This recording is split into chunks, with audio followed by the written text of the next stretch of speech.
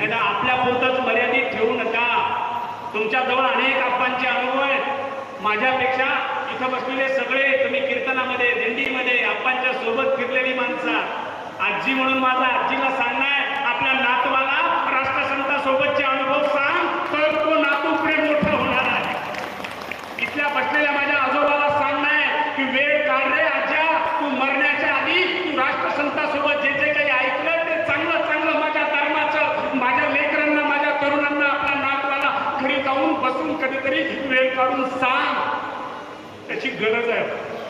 नाहीतरी हे नातू राष्ट्रसंत होणार आहेत का? आता राष्ट्रसंत नाही होणार आता, पण राष्ट्रसंत अजून पुन्हा पिढ्यानपिढ्या आमच्यासाठी असावेत असं वाटत असेल.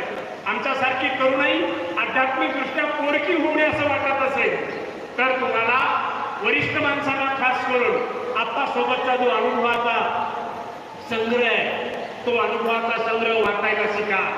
या भक्तिस्थळावर या. 1 महिना कशा चालय ते भक्तिस्थळ 365 दिवस असं गजबजलेलं असलं पाहिजे. आप्पा कधी 4 माणसं सोडून राहिले तो मला दुःख या गोष्टीचं होतं. लक्षात घ्या की ज्यांनी ठीक आहे ज्यांनी आप्पाला पाहिलं नसेल, ज्यांनी आप्पाचा अनुभव घेतला नसेल, अशी 10, 12, 15 वर्षाची वर्षाची पोरं असतील ज्यांनी राष्ट्रसंतांचं कधी दर्शन घेतलं नाही. माझा या भक्तिस्थळावरून प्रश्न त्यांना आहे ज्यांनी आप्पाचं दर्शन घेतलंय. तुम्ही आप्पाला कधी एकट्यात पाहिलंय का? आप्पाला करमत होतं माणसामध्येच. मग जेव्हा आम्ही आप्पांना इथं एकटं सोडून जातो तेव्हा आप्पाला काय वाटत असेल? मग आम्ही हजारोच्या संख्येने लाखोच्या संख्येने आप्पाचं दर्शन घेण्यासाठी काय येत नसू? आम्ही एवढं कृतज्ञ का झालो?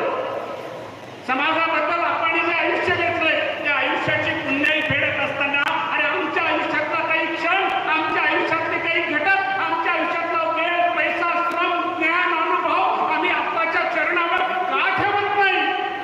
हा माझा प्रश्न आहे. म्हणून म्हणतोय मी पुन्हा एकदा, निजू नका.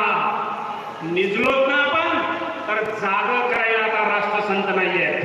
राष्ट्रसंतांनी जाग केलंय. आता जर झोपलो आपण तर आयुष्याची राग रांगोळी झाल्याशिवाय राहणार नाही. लक्षात घ्या. पण माझ्या समाजाचा, माझ्या राष्ट्राचा, माझ्या आयुष्याचा, माझ्या कुटुंबाचा उद्धार करायचा असेल तर आम्हाला पुन्हा एकदा आप्पाच्या धर्माची भगवी पताका आपल्या खांद्यावर घेऊन स्वाभिमानाने अभिमानाने तेवढ्याच तल्लीनतेने हा भक्तिमय सोहळा साजरा करता आला पाहिजे.